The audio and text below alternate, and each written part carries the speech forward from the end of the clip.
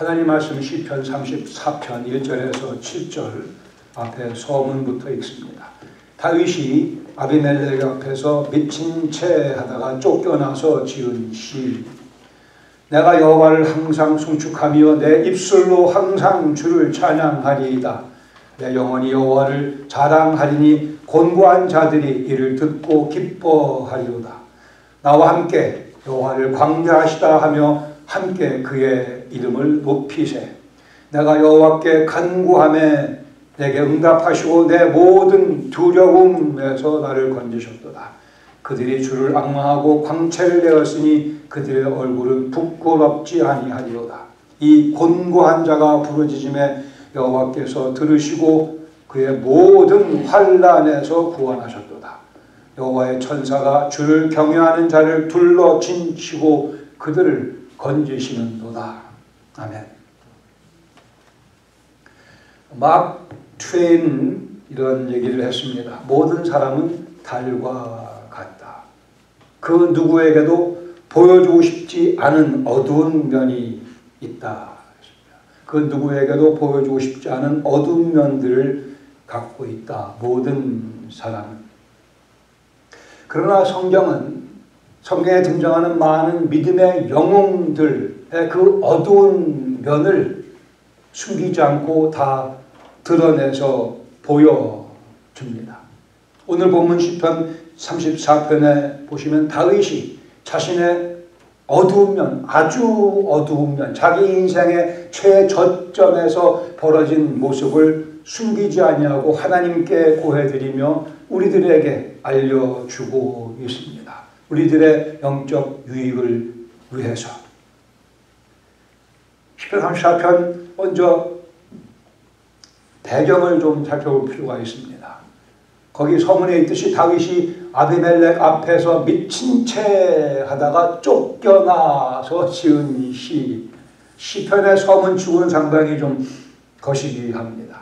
시편 가운데는 이러한 그 사건 시편의 배경을 밝히고 있는 시편이 15편 있는데 그 중에 하나가 시편 34편입니다. 어떻게 해요? 미친 채 하다가 누가요? 다윗이 그다가 쫓겨나서 지은 시.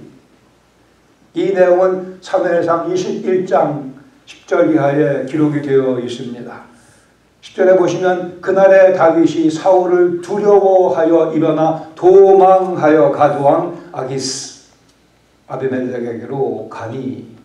여기 아비멜렉이라고 되어 있는 표현은 고유명사가 아니고 블레셋 왕의 직책으로 봅니다. 그의 이름은 아기스고 애굽왕을 바로라 불렀듯이 그리고 로마의 황제를 시저라 불렀듯이 이 아비멜렉은 그의 직책인데 아기스에게 도망을 가게 됩니다. 도망가는 다윗 누구에게 쫓겨서요? 사울에게 쫓겨서.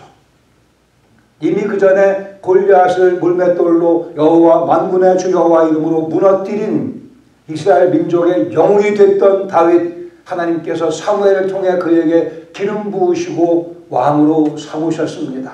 그러나 아직 사울이 손에 칼을 들고 있었고 그 칼로 이 다윗을 위협하며 죽이려고 드는 상황 가운데 그 믿음의 용사 다윗은 만군의 주 여호와의 이름으로 골리앗을 이었던 그 다윗은 사울의 칼에 두려움을 느끼고 무서워 도망가는 도망자의 신세가 되어버리고 맙니다. 그리고는 블레셋 지방으로 가드 지방으로 아기스가 통치하는 지방으로 도망가게 되고 마는데 아시는 것과 마찬가지로 골리앗은 이 가드 출신의 블레셋 사람이었습니다. 이 사건 전에 보시면 다윗은 제사장 아히멜렉에게 가서 굶주리다가 떡을 얻어먹고는 그 아히멜렉으로부터 자기가 골리앗 죽일 때 사용했던 골리앗의 그 칼을 전달받게 됩니다. 다윗은 그것을 들고 아마 이 가드 지방으로 도망간 것으로 여겨집니다. 골리앗 죽였을 때 그의 손에 칼이 없었더라 라고 강조하며 하나님의 막강하신 능력이 다윗과 함께함을 강조하고 있는데 오늘 본문에 나타나고 있는 다윗은 무서워 사울의 칼을 피해 도망가는데 이것도 어디로 도망가요? 해필이면 또 블레셋 지방 가드 골리앗의 고향으로 도망가 버리고 맙니다. 아기스의 신하들이 다윗을 알아보고는 왕에게 보고합니다. 사울이 죽인 자는 천천히요 다윗이 죽인 자는 만만이라고 하는 그 여인들이 불렀던 찬송의 그 노래의 주인공 다윗이 왔나이다. 이리로 도망왔나이다. 아기스 왕이 열을 받을 수밖에 없었죠. 자기의 냉장 골리앗을 죽인 다윗이 자기 땅으로 도망쳐 왔으니까. 그렇게 아기스의 신하들이 아기스의 왕에게 보고한 사실을 다윗이 알고는 사무엘상 21절 12절에 말씀하기를 다윗이 이 말을 듣고 이 보고했던 상황을 듣고 그의 마음에 두고 가드 왕 아기스를 심히 두려워하여 사울을 피해 도망했던 이 다윗 이제 아기스 앞에서 또 심히 두려워하고 있습니다. 이러한 두려움 가운데 다윗이 한 번 더 깊이 더 아래로 꺼져가는 모습을 보여줍니다. 13절 말씀에 그들 앞에서 그의 행동을 변하여 다윗이 그의 행동을 변하여 미친 채 하고 대문짝에 그적거리며 침을 수염에 흘리며 아기스의 칼이 무서워 우리의 그 다윗이 미친 척하고 있습니다. 아기스의 칼날을 피하기 위해 자기의 자존심도 다 버려버리고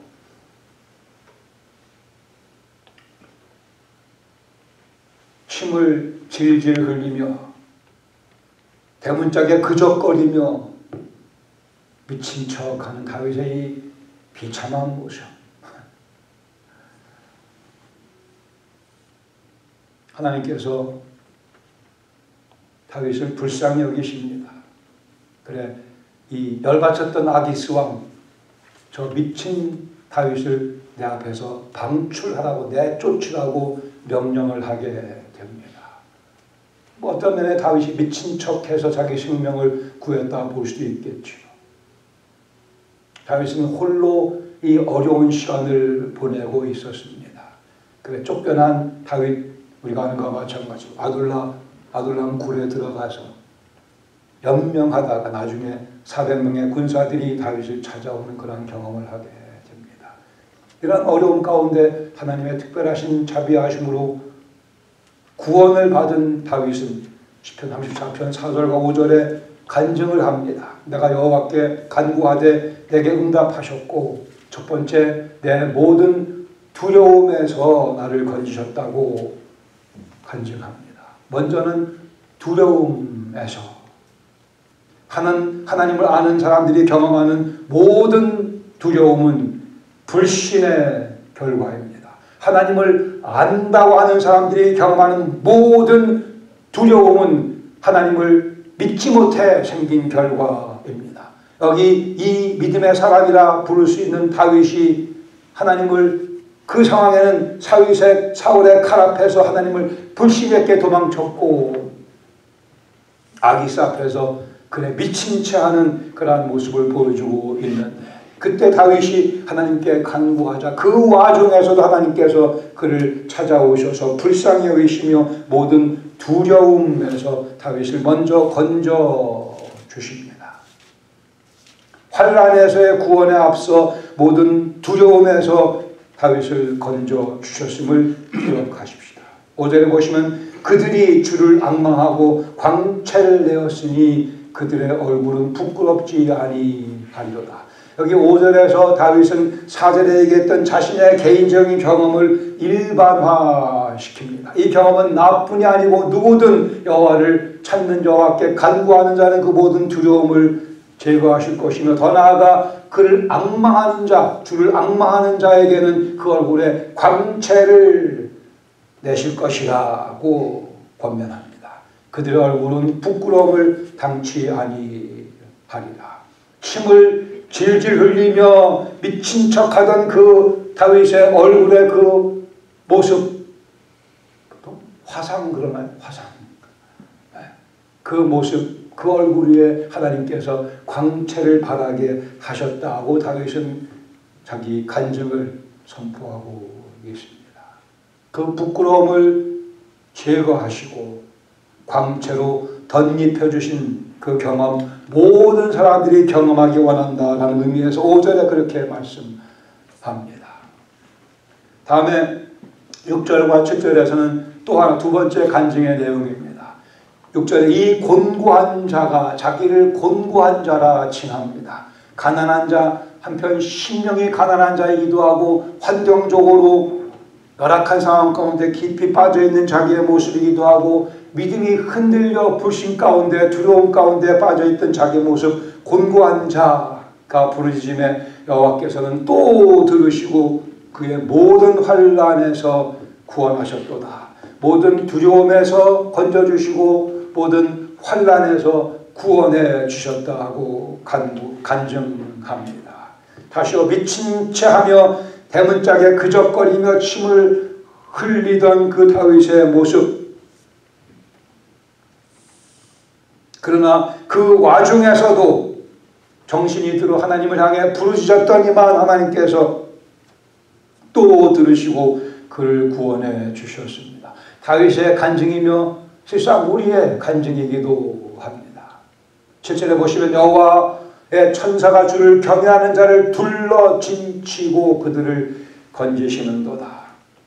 하나님께서 천사들을 파송하셔서 자기 주위를 둘러 진치게 하시고 자기를 아기스 왕의 칼날에서 보호하셨음을 그는 설명하며 또 한 번 자기의 경험을 일반화시키며 주를 경외하는 자는 누구라 하더라도 이와 같은 은혜를 구원의 손길을 경험할 것이라고 상기시켜 줍니다. 여기 여호와를 경외하는 자 엘리사를 생각해 보시죠. 엘리사를 죽이기 위해서 아람 왕이 군사를 도단으로 파송합니다. 그러나 하나님께서는 불말과 불병거로 엘리사를 둘러 진치며 여기 주를 경외하는 자를 둘러 진치고 불말과 불병거로 엘리사를 보호하셨던 그 손길 반복되고 있습니다. 우리 경험에서도 이미 같은 경험을 우리는 많이 해보지 않았습니까? 곤고했었던, 불쌍했었던, 처참했었던 영혼에 우리는 찬양과 자랑을 여기 듣고 있습니다. 다시 앞으로 거꾸로 이제 1절, 2절, 3절에서는 그러한 자기의 간증 내용을 뒷받침해서 근거로 해서 우리가 여호와께 찬양 드리자라고 권면합니다. 1절 내가 여호와를 항상 송축하며 내 입술로 항상 주를 찬양하리이다. 내 영혼이 여호와를 자랑하리니 곤고한 자들이 이를 듣고 기뻐하리로다. 나와 함께 여호와를 광대하시다 하며 함께 그의 이름을 높이세. 여기 찬양 리더가 된 다윗의 모습이죠. 함께 여호와를 광대하시다 선포하며 함께 그의 이름을 높입시다. 모든 두려움과 모든 환난에서 우리를 건지시며 구원하시는 여호와 하나님께 찬양과 감사를 드리세. 두 개 정도의 교훈 함께 나누길 원합니다. 첫 번째, 우리도 때론 수염에 침 흘리며 미친 척을 합니다. 제가 그렇다는 말씀이죠. 그리스도를 아는 우리도 때로는 침을 질질 흘리며 미친 척을 합니다. 뭔가 두려움에 쫓겨서 아기스의 칼이 무섭다 여겨져서 미친 채 합니다. 하나님은 사라져버리고 안 계십니다.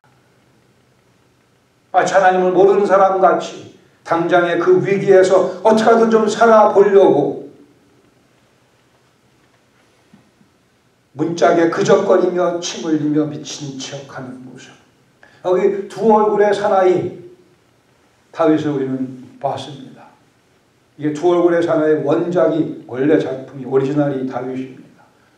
아니요. 인류 역사의 시작과 함께 많은 두 얼굴을 가진 사나이와 두 얼굴을 가진 레이디들이 많이 있었습니다.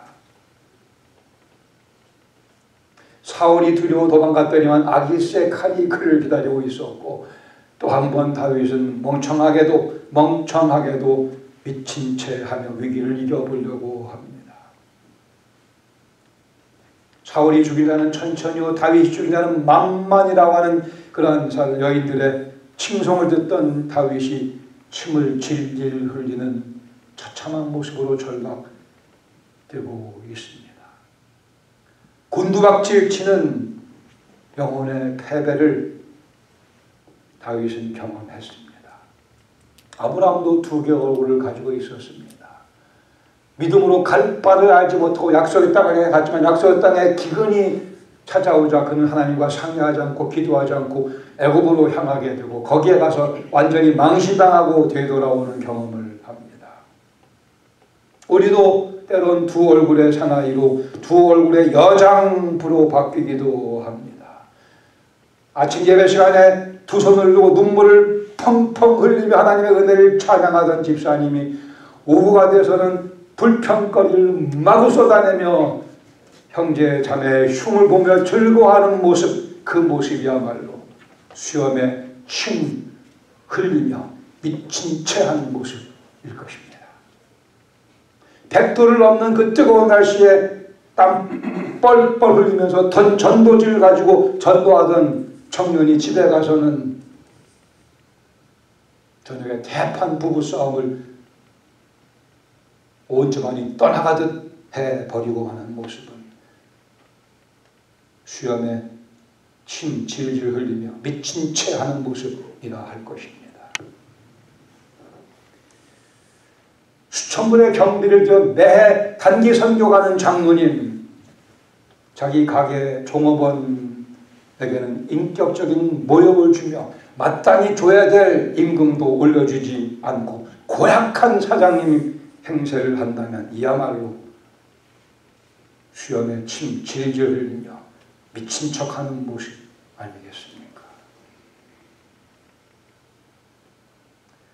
자기가 그리스도인인 것을 직장에 가서 밝히지 못하고 이기적인 모습으로 직장 생활을 한다면 이 역시 수염에 침 질질 흘리며 미친 척하는 모습과 다를 것이 없을 것입니다.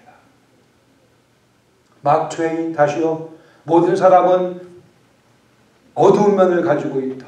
달과 같이 보여주고 싶지 아니한 그런 측면이 있다. 사도 바울이 전적으로 공감하며 로마서 7장 24절에 말씀하기를 오호라 나는 곤고한 사람이로다. 이 사망의 몸에서 누가 나를 건져내랴.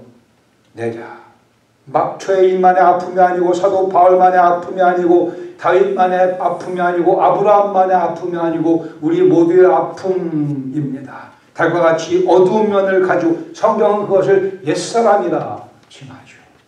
그러나 감사하게도 다윗은 막 트웨인과 동의했지만 감사하게도 바울은 답을 알고 있었습니다. 우리 안에 새 사람이 주어졌음을 바울은 알고 있었고 로마서 8장 37절에 말씀하기를 그러나 이 모든 일에 우리를 사랑하시는 이로 말미암아 우리가 넉넉히 이길 수 있다 선포했고 그러한 삶을 보여주었습니다.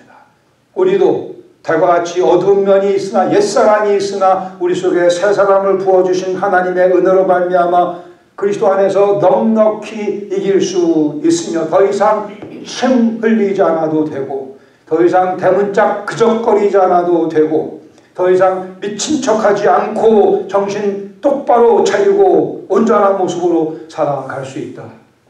약속해 주셨습니다. 우리를 사랑하시는 분이 계시니 내가 이 곤고한 이 모습이지만 누가 이 사망의 몸에서 나를 건져내시는 분이 계십니다. 건져내셨거니와 오늘도 건져내시고 내일도 계속 건져내 주실 분이 계십니다.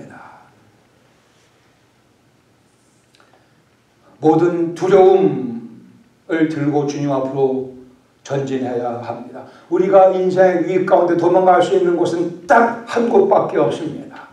딱 한 곳 주님 품 속으로. 불신에서 오는 모든 두려움, 다시요, 모든 두려움은 어디서 온다고요? 여기저기서 아니고 불신에서 옵니다. 하나님의 선하심이 믿어지지 않으니까, 하나님이 나를 살피신다는 약속이 잊혀지니까 두려움 속에 빠져들어갑니다. 우리가 도망칠 수 있는 곳은 딱 한 곳, 오직 주님 품 속으로입니다. 우리는 그리로 도망가서 믿음으로 기대감을 가지고 어떻게 주님께서 나를 건져내실 것인가, 어떻게 주님께서 내 두려움을 믿음으로, 찬양으로, 감사로 바꾸실 것인가를 기대감을 가지고 살펴봐야 할 것입니다. 그리고 두 번째 교훈, 이제는 광채나는 얼굴로 우리 함께 여호와의 이름을 높여드립니다. 함께 여호와의 이름을 높여드립니다. 다윗이 초청하지 않았습니까? 나와 함께 여호와를 광대하시다 선포하며 나와 함께, 우리 함께 모두 그 이름을 높이세. 주일 아침 모여서 예배드리는 이 모임의 가장 중요한 목적 가운데 하나가 바로 여기에 놓여져 있습니다. 우리 하나님의 광대하심을 높여드리며 선포하며 그 이름을 높여드리는 그 예배와 찬양이 이 모임의 주된 목적입니다. 함께 그의 이름을 높이세.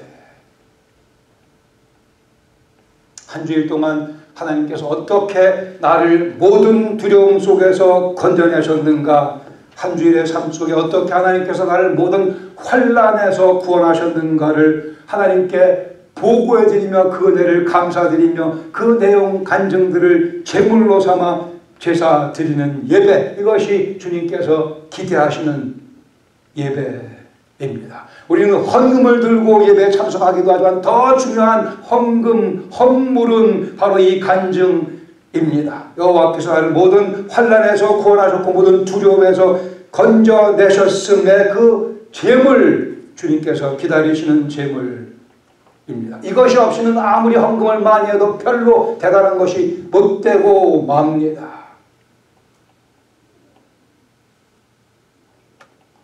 시편 4편 6절 하반절에 다윗은 이렇게 간구드립니다. 여호와여, 주의 얼굴을 들어 우리에게 비추소서. 여호와를 앙마하는 자에게 그 광채를 퍼부어 주시옵소서. 이 기도는 담대한 요구기도 합니다. 감히 하나님의 광채를 우리가 받겠다고요? 무슨 자격이 있다고? 그러나 하나님의 은혜와 자비하심과 긍휼에 힘입어 주님 그 광채를 우리에게 비추어 주시옵소서. 똘똘한 기도요, 응답 받을 수 있는 기도요, 응답 늘 받는 기도입니다. 감히 이런 기도, 아니 우리가 꼭 드려야 될 기도입니다. 여호와의 주의 얼굴을 들어 우리에게 그 광채를 쏟아 부어 주시옵소서. 어떤 화장품보다 더 효과가 있는 기도입니다. 제가 한 10년 넘게 됐어요. 15년 됐나? 한국에 와서 이발소에 머리 깎으러 갔습니다. 약간 연세가 되신 부부가 함께 일하고 계셨는데 이 이발을 쭉 하는 과정에 그 부인 되시는 분이 갑자기 저보고 목사님이세요? 깜짝 놀랐어요. 양복 입은 것도 아니고 그냥 캐주얼로 입고 이렇게 있었는데 얘기를 하다 보니까 장로님 권사님이시더라고요. 근데 제가 목사인지 어떻게 알았을까? 계속 생각을 해봤더니 답은 둘 중에 하나인 것 같아요. 제가 성령 충만했든지 아니면 그 권사님이 성령 충만했든지 후자가 답이라고 생각합니다. 그런 일이 쉽지 않잖아요. 제가 뭐 잘생겼다고 하긴 하지만 그러나 그거 갖고는 아닐 텐데.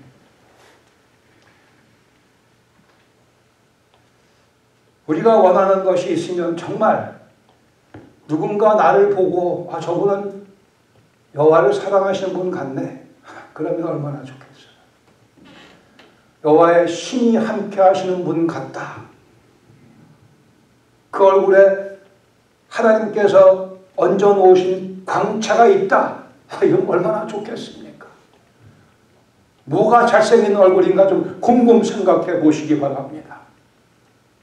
제가 늘 강조하지만 나이가 들면 여러 가지 평준화가 벌어지 그 중에 하나가 인물의 평준화입니다.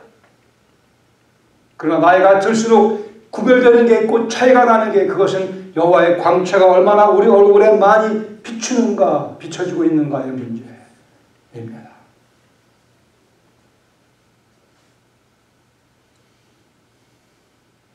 여호와의 광채가 우리에게 전달되어 내 얼굴에 그 광채가 은은하게 그러나 명쾌하게 드러날 수 있다면 그 인생 참 복된 인생이고 제대로 된 그리스도의 제자의 삶일 것입니다. 악망하는 자에게 그 광채가 뚝뚝뚝뚝 떨어집니다.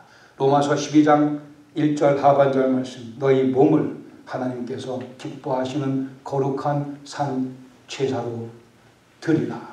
제사로 드리라. 우리 몸을 제물로 드리라 말씀하시고, 우리가 드릴 수 있는 제물은 광채나는 여호와의 광채가 내려앉은 그 얼굴의 모습입니다.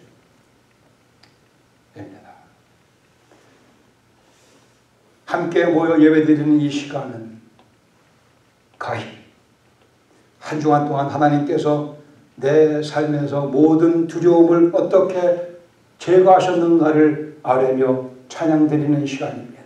모든 환난에서 어떻게 하나님께서 나를 구원하셨고 지금 또 구원하고 계시는가를 하나님께 감사의 제물로 아뢰드리는 시간입니다. 그런 의미에서 축제의 시간이며 그런 의미에서 하나님의 이름이 영광을 받으시는 시간입니다. 주일 아침 두 손 들고 눈물 펑펑 흘리며 찬양했던 집사님, 오후에도 그 은혜의 감격이 외로운 한 형제 자매를 섬기는 모습으로 나타날 때 과연 광채나는 얼굴로 여호와 이름을 높여드리는 모습이라 할 것입니다. 그것이 참된 예배입니다. 여기에서의 예배는 오후에 판명납니다. 여기에서 은혜로운 예배를 드렸는가 아닌가는 일주일 내내 판명나게 되어 있습니다. 100도를 넘는 뜨거운 날씨에 땀 뻘뻘 흘리며 전도지를 나눠준 그 청년, 집에 가서 아내와 자녀들을 위해 더 땀을 또 뻘뻘 흘린다면 그것이야말로 광채나는 얼굴이며 여호와 이름을 높여드리는 예배의 열매일 것입니다. 수천 불 들여 자비량으로 매년 단계 선교가는 장로님, 자기 가게 종업원들 인격적으로 대해주며 자기가 섬겨야 될 대상으로 인식하고 보너스 좀 자주 좀 주며 임금도 좀 더 올려주는 그 모습, 그리고 예수님이 너를 사랑하신다 그 말씀 전하는 것, 그것이 과연 광채나는 얼굴이며 여호와 이름을 높여드리는 찬양의 열매일 것입니다. 자기가 그리스도인 것을 직장에서 밝히고 그러게 더 희생하고 더 열심히 일하고 더 다른 사람들을 섬기는 모습으로 살아갈 때 그 얼굴에 광채가 난다 얘기할 수 있으며 그 모습이 여호와 이름을 높여드리는 삶의 내용이라 할 수 있을 것입니다. 모세가 십계명을 받아들고 내려왔을 때 그 얼굴에서 광채가 났습니다. 여호와를 대면했던 모세의 얼굴에 여호와의 그 광채가 반영될 수밖에 없었습니다. 과연 뭐가 잘생긴 얼굴입니까? 과연 뭐가 예쁜 얼굴입니까? 무엇이 아름다운 얼굴입니까? 아무리 좋은 화장품 써도 소용없습니다. 주의 얼굴에 광채를 반영하는 얼굴이 주님 앞에서 잘생긴 아름다운 멋진 얼굴의 모습, 인격의 모습일 것입니다. 다윗과 함께 우리도 이렇게 기도드립니다. 여호와여, 주의 얼굴을 들어 우리에게 비추어 주소서.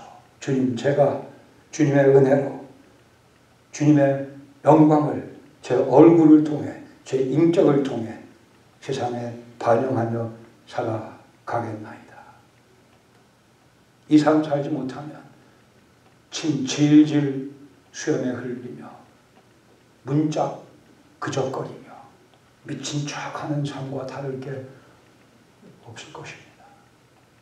예수님께서는 그러한 우리의 모습 보기 원치 않으시기에 십자가에서 모진 고난을 당하셨습니다. 그리고 부활하시고 우리로 하여금 하나님의 여호와의 영광의 광채를 경험하시게 해 주셨습니다. 이게 우리가 살아가야 될 모습일 것입니다. 기도하겠습니다.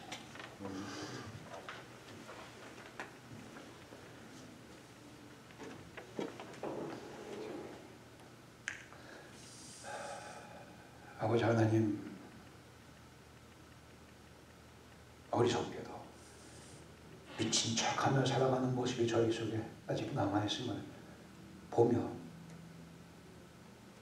송구스럽게 여깁니다. 그러나 말씀을 힘입어 이제는 여호와의 광채를 전달하는 사명, 기쁨으로 자원하는 마음으로, 감사한 마음으로 더 효과적으로 감당할 수 있도록 저희 속에 성령께서 역사하시며 저희를 도구로 사용하여 주시고 영광은 주님께서 취하여 주시옵소서. 예수님의 이름으로